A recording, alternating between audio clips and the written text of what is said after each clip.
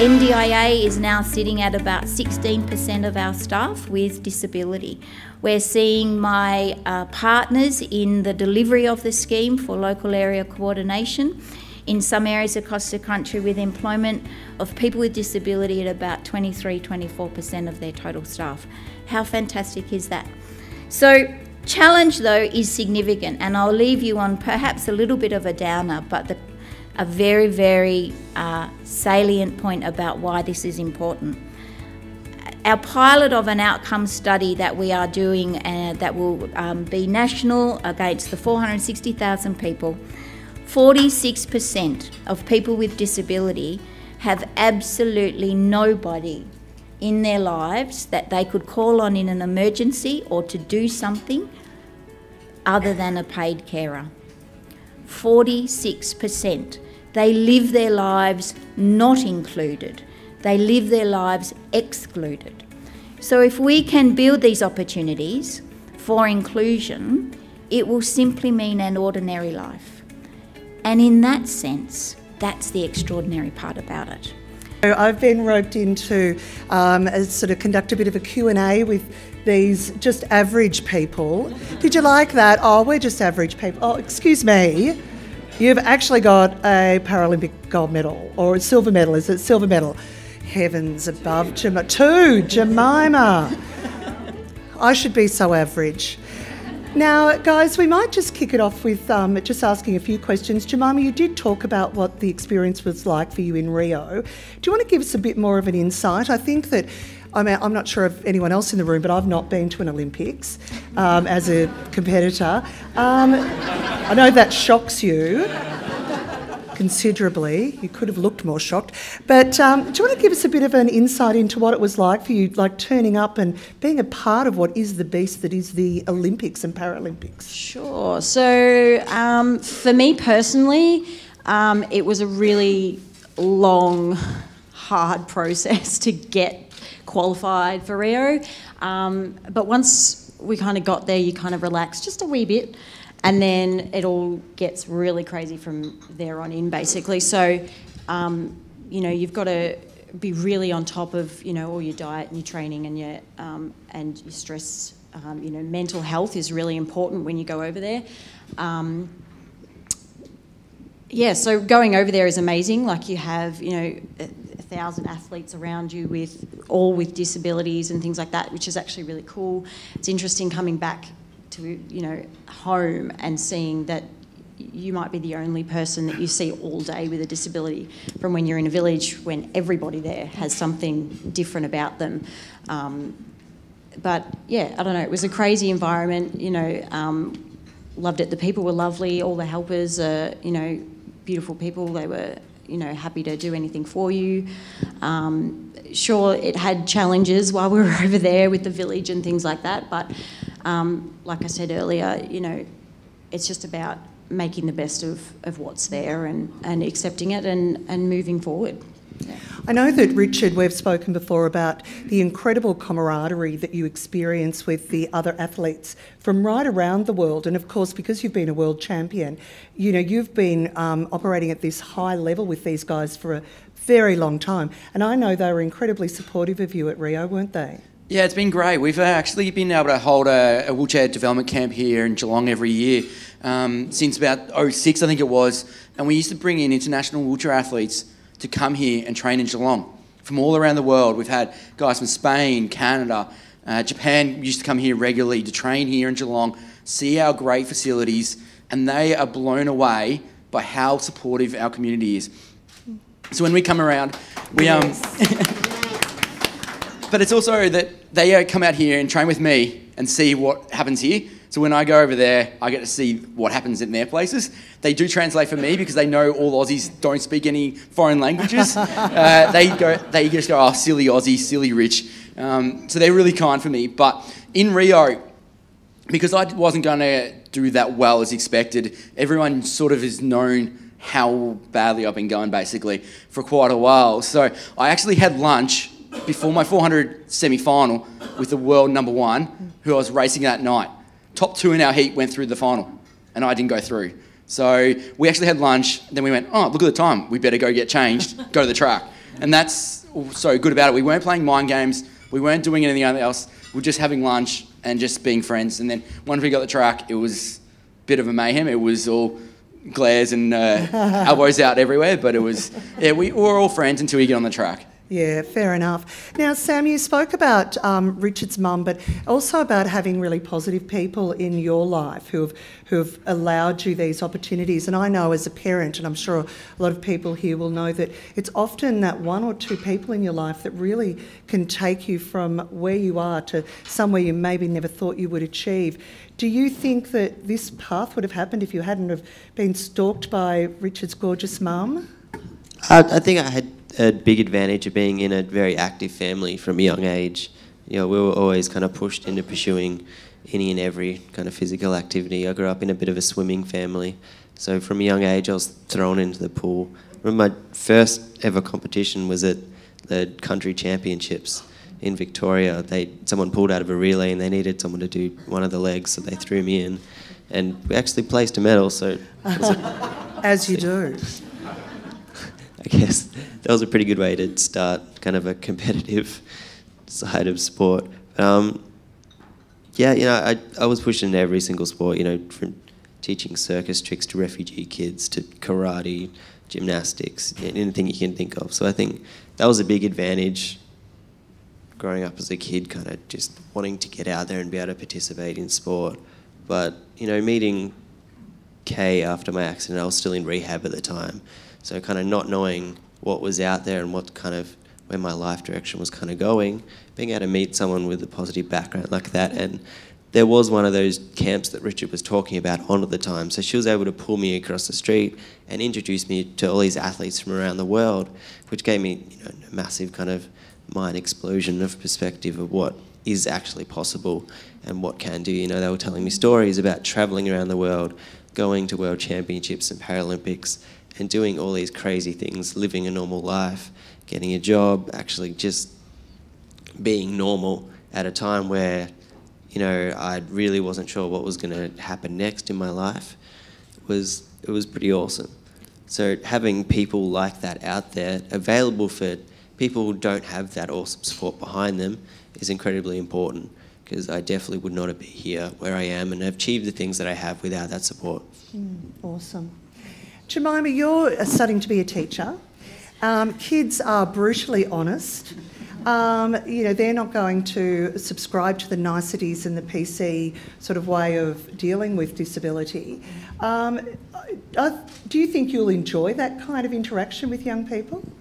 Yeah, absolutely. I work with kids. I'm working in after school care, and I've also done 4 teaching rounds now, waiting for my last one.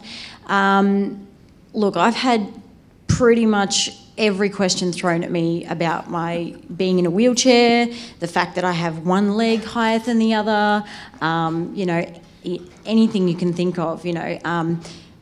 I actually really enjoy explaining it to them. Sometimes it's hard to find the correct way to explain it to them, just so that they can understand it. And that's like a lot of people, you know, in the community as well, because they just don't understand, what is what we are, you know?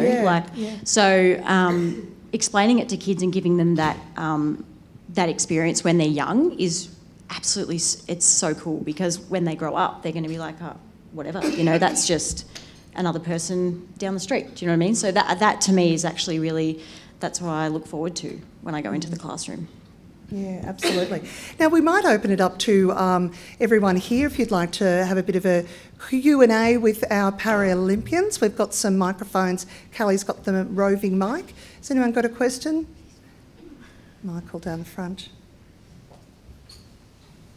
Thank you. Jemima, you mentioned when you were talking that as part of the scheme you've got a new wheelchair. What difference has that made to you personally from your previous chair? Yeah, so my previous chair was quite heavy, quite cumbersome. It wasn't easy to lift into the car. So basically the chair I've got now is quite light. It's really nice and slimline, so it fits right to my body. The wheels are really nice and light, so when we get into the car we have to take our chairs apart and put them next to us in the passenger seat. So it's great having a small chair. I don't know, it's great being able to roll like in a straight line. That's really handy. So eventually when the bearings go, you're like off to the side. But yeah, no, so it's been really great to have something that helps me get around every day, you know, because lots of people say, oh my goodness, it's so small, how do you know, but it's essentially our legs, so we need something that's, you know, fit to our body and something that we can just move at the turn of a hip so that we can, you know, function in everyday life. So, yeah. Are they very expensive? Can I just ask that? Yes. Okay. Question up the back. Davina up the back. Hi guys. Rich, I've got a question for you. You mentioned before about that you've travelled to 60 countries in the world, and I've had the pleasure of reading quite a bit of Richard's writing work as well, and some of his stories are absolutely astounding, and, you know, make us feel really bad. You overachievers up there while we're eating our eggs and bacon for breakfast. Thanks for that. These average people. Yeah, Yes. totally average people. Rich, can you tell me, in your experiences as you've travelled, which countries around the world have done inclusion best, and perhaps which ones need to come the furthest to catch up? Yeah, it's interesting. When we travel, often the G8 countries, I've had the worst experiences, the worst discrimination, the worst inclusion are in the G8 countries. Germany, France, Italy, Spain. I've been abused for being in a wheelchair, saying, no, sorry, you can't come in here because you're in a wheelchair. I spoke in a bit of German, and they were speaking to my friend in English about me, saying I couldn't come into a place. I didn't handle that very well. As an Aussie, we get opinionated very quickly. I've had lots of troubles, like I couldn't travel on a train in Italy because at 6 a.m. to get back to Switzerland because I hadn't registered to travel on that train 3 days before, when I wasn't even in Italy 3 days before. That was the rules, and that's the problem. So there's other issues that we have, is that some airlines only have 2 wheelchairs per plane because of OHS. When there's like 6 of us or 10 of us trying to travel, it can take 3 or 4 flights to get us all somewhere. Yeah, we're independent, we can look after ourselves, so there's got to be some variations to the rules. Yeah, the rules are okay, but hang on, not everyone fits in that disability factor, and we're very special because we are independent, positive. There's a lot of people out there who are not, and so there is a huge variety in society, and also 2 wheelchairs on a plane isn't many out of the whole population. I've turned up to flights and gone, well, you can't travel on this, I didn't register. I don't like ticking the box saying you have a disability. It can cause a lot of issues sometimes, so we've done that around the world. Don't tick the box on the US immigration form if you have a disability, you get denied entry, so we don't tick that ever. We learnt that at a young age, one of us. So there's issues around the world, but we've got to stay positive. Also, the best countries to travel, I've had the most fun in Bolivia. I put my hand out, taxis would stop in peak hour traffic and stop for me on a highway. Who would have thought a person in a wheelchair travelling by themselves would have such good access? Cuba also had good access. Here in Australia, we've got to improve our taxi system. Of course, they don't stop for anyone in a wheelchair, we all know that. We've got to change that because I want to be able to put my hand out and have taxis stop if they're free. No matter who they are. I've had taxis say, oh no, I can't take you, you're in a wheelchair. My wheelchair weighs 7 kilograms. If you can't lift up my wheelchair, something's kind of wrong. Why are you working, basically? So I have a lot of issues. In England, they have to stop by law. Every taxi in England is accessible. They're free. They have to stop. Simple. I love it. Yeah, great stuff. Hi. Oh, hang on. Sorry, I didn't do the mic check first. I was actually going to ask you, Richard, about travelling with a wheelchair. I'm like Roxy. I'm a part-time radio announcer, but I'm also an NDIS participant, having had polio as a kid many moons ago. My experience has been somewhat, I guess, finding with wheelchairs, travelling with wheelchairs, that they're not very kind on them, are they? So perhaps Jemima or Sam might perhaps like to explain how you feel about airlines, not just here in Australia, but perhaps overseas. What's been an interesting experience travelling by air? Oh, we've got many interesting experiences. Some great stories, huh? And also, the cheapest flights aren't always the best Oh, traveling no. around the world. I actually had really good access in Cuba last year. Pre-board access was perfect in Cuba, which I didn't expect. So that was one of the highlights. Yes, you don't look out the window sometimes, and we've all seen those crazy videos of the chair rolling down the tarmac, and you just hope it's not yours being... Yeah, and you just hope that your chair's not left in Australia when you go to London. Sometimes it happens and you get to London and your day chair's not there, so you have to push around the whole week in a airport chair that's 3 times size of you. So we've all got some of those stories, we've all been part of it. It's all one of the crazy ones, but I think these guys have got other ones. I think the biggest thing is they just don't understand how necessary your specific chair is for you. Like Jemima was saying, it is essentially a pair of shoes for you, and you can't do a lot of things without your chair. Like, I know there's a girl on our team that, like Richard was saying, had her chair left in Australia when she went to London, and then when they tried getting it to her, for some reason it went to Paris and then got stuck there for a day, and it took ages to actually get it to her, and she was stuck in, a big chair. But it's not just the inconvenience of getting around in a big chair that is wide.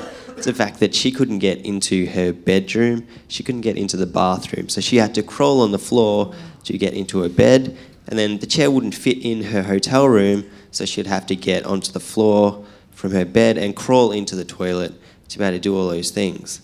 It's like, people just don't really think about how necessary it is. It's not just like taking off a pair of shoes, it's taking our freedom and ability to do anything, really. It's ridiculous. Yeah, people just don't understand. And yeah, obviously the airlines are terrible with treating the equipment. I know, because we have to travel without racing equipment, quite often the wheels are bashed up, or the forks are snapped, or the front wheels are knackered when we get to the location. So you do get used to travelling with spares, but it does make it incredibly expensive when they have no respect for your equipment. I think we've all seen that YouTube video of the guys sort of chucking the suitcases around, and imagine if that's your wheelchair. Up the back here, yeah. Yeah, I'm Mitchell Day, also part-time radio announcer. This is actually a convention. I'm not sure what the rest of you guys are doing here, to be honest. Who's on air at the moment? Jemima, you spoke about that we need to have a more fluid approach when it comes to inclusion. I guess, what sorts of things could people in this room start to do in order to make that happen? What could we do to start that process? That's a great question. Look, to be honest, I'm not too sure, but I just think it's a mentality thing. So if you're thinking, oh, we have to assimilate them into society, or we have to include them, I know it honestly is a great thing that, people are now employing more people with disabilities and things like that. But if you're going, oh, we have this percentage of people with disabilities, I think it should just be, we have, these are the employees we have at our company. And when people say, we would call you guys abled bodies, but even that is like, well, we're still abled, we just do it differently. So it's more just a mental thing, and it's a society thing that's still kind of an old school way of thinking, I think, and that's what you guys and us, and that's why I love working with kids in schools, because that's where you break down those ideas and things like that. So, yeah. And also, we don't want to be seen as inspiration, and then that term's been thrown around a lot now with people with a disability. People with a disability are seen as an inspiration. No, not all of us are. And I don't want someone to come up to me and go, oh my God, Rich, you're amazing, because you have a disability. That's not what we're here to, and we're trying to get that out a bit more often. We also want people to come up to me and go, hey Rich, if I've got a glass of water in my hand, don't come up to me and go, don't drink and drive. That is kind of not funny. We're getting a lot of these things now where people are coming up and saying funny comments or funny jokes, which kind of not. They're rude, but people think it is, and they think it's okay to say to people in a wheelchair, if I'm filling the car up with petrol, don't come up to me and go, oh my God, it's amazing to see you here. Why is that different to anyone else in everyday life? I do everything else the same as you guys. And that's the thing is we're trying to get out there is we are the same, we can do everything else, but also there's a tactful way of including us, but also some things are not funny anymore. So when I mentioned about you having a hot cup of coffee on your lap, that wasn't funny? No, that was different. That was different. He had a hot cup of coffee on his lap and he was wheeling along. I mean, what do you... I'm skilled at that one. He was very skilled at it. But look, it's a really good point, and I think that so many times we might say things that we just simply don't realise, like we don't think about what the impact of those words are. Yeah, I had actually had a friend the other night, we were having dinner together, and some random just came up behind us and tried to push me down the street. Why do people want to do it? My friend, she actually turned around and went to clobber him, and I had to stop her because I thought it was one of my friends just coming up and giving me a hug and stuff, until I realised it was a random. Don't really come up. I don't come up to you and push you behind. So you don't need. If I'm pushing down the street, you don't need to come up to me and start helping me. I don't need help getting down the street, and it happens quite regularly as well. And my friend, I had to stop her from clobbering this guy because he thought it was funny. It's kind of not. And also when people see me down the street, you don't have to come up to me and say, don't speed, don't do a wheelie, be careful. They're not that funny. I've also had people pull their kids out of the way. If you're pushing down the street or through the shopping centre here in Geelong, don't pull your kid out of the way and say, careful, he might run into you. I don't suddenly just veer off and ran into people. I'm not going to go out there and hit every single kid. Sometimes you kind of think about it. Yeah, I don't deliberately just veer off and hit into your kid. If they're walking down the side of the footpath, wheelchair people don't deliberately turn and try and run into every kid in the street. That's also making kids afraid of people in the wheelchair. Yeah. So they're going to grow up going, hang on, this guy in the wheelchair is mean, he's going to hit me. We've got to be careful around them. That's not the image we want. We want people to go, hang on guys, the kid, he's not a big scary monster. You're not going to get the disability disease by being near me. And so you've got to be happy and enjoy that and educate these kids. And that's what we're trying to do. Wendy? Hi, my name's Wendy and I'm an ex-radio employee.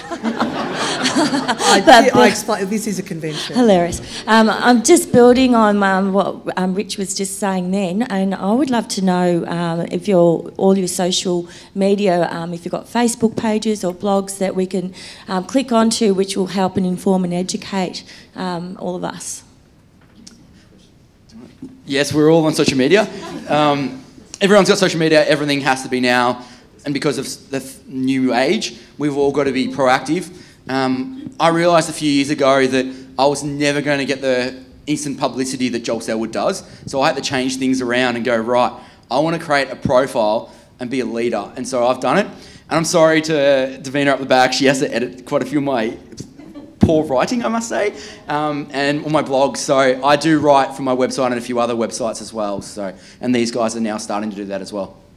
I feel like there's a lot of reasons you're not as famous as Joel Selwood. Just saying. You guys can figure it out.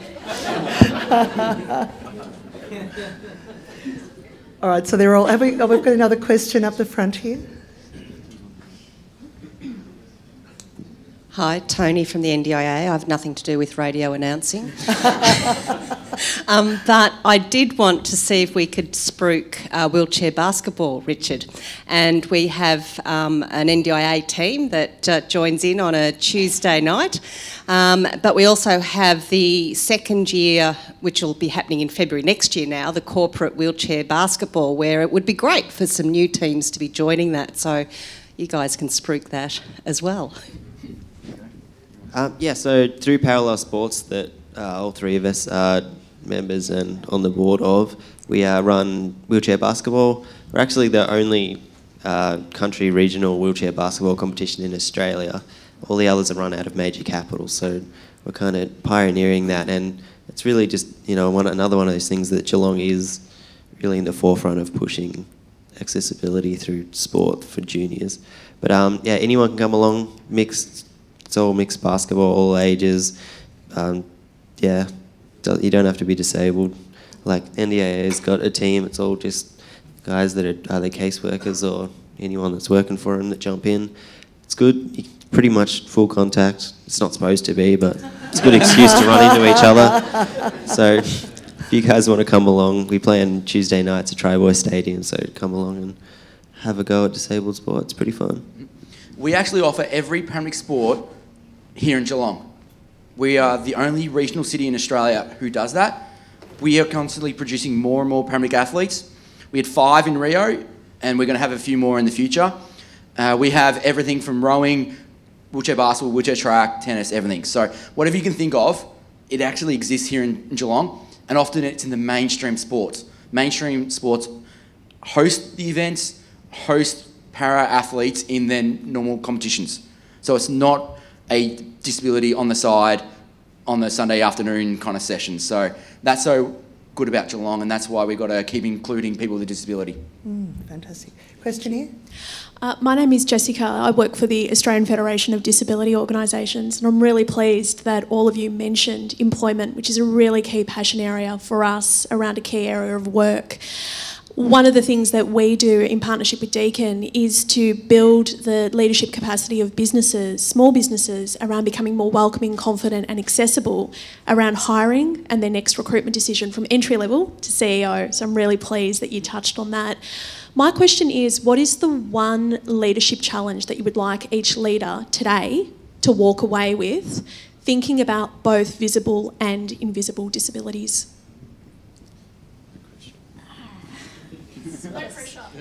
Guess I'm taking this one then.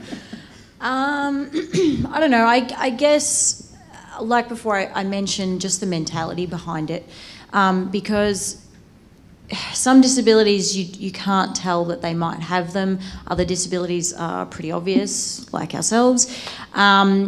Just treating them like any other person, is really important. And they will ask for help if they need it. So if you're constantly coming up to them, oh, do you need help, love? It's like, thanks, but no thanks. So I think probably just the mentality behind, having people in your company and things like that with disabilities, just treating them as normal. I guess that's probably my biggest thing. Sam? I think we're getting it from everyone. I love it in Japan. They have a minimum disability employment. I don't think we should. I think people with a disability should be included naturally and should be just another person in your company. That you shouldn't have to have a minimum disability employment. It's opened up a few things in Japan, which has been great, but we should be included. 20% of the population has a disability. So, let's get working on that. Okay, Sam, that one thing that the leaders in the room can take away with them? He's not Joel Selwood? That's a good one. I mean, I can just keep ragging on Richard. Does that help? I don't know. I reckon we probably could. I think pretty much what Jemima was saying is a big one. I can kind of, as an example, like getting in and out of the car, there's kind of 3 different people. There'll be the person who just walks by and goes, he's getting in the car. And there'll be the person that comes over and goes, do you need help? And you say no. And they go, all right, cool, just walk off. And then there's the person that'll run from 3 blocks away, drop everything they got, screaming at you, going, stop, wait, I'll help you. Get to the car, you say politely, no, I'm okay, I can do this. And then they'll sit there and stand and watch you as you're putting the car, in the car, or they'll try taking the wheels off. And by doing that, they mess up whatever you're doing, so it takes longer. But generally, by the time they get to you, most of the chairs in the car, because you're well and truly able to do the task that you're doing. And what Brian was saying is, we're not people with a disability, we are people. We're capable of doing these things. It's only through your eyes that you're envisioning us. And, it's changing, but it's just the way that people have always been brought up, that someone with a disability isn't quite as capable and needs a helping hand. So walking away today, it's hard, obviously, because a lot of the people here are older. Luckily, kids are being brought up now with it not being such a big deal. Running these programs for kids, teaching them that it's not a big deal and we are just people. And kids are quite open. like Richard was saying, it generally is the parents that are pushing them away. So as that generation dies off, no offence, older people here, it is going to get easier for people with disabilities. Right, thank you, Sam. That is just a society change thing, obviously. I think we get the point, Sam. Yeah. I'd stop while you're not quite ahead. Let's go, young people. Ladies and gentlemen, it has been wonderful this morning. Please thank them. Jemima Moore,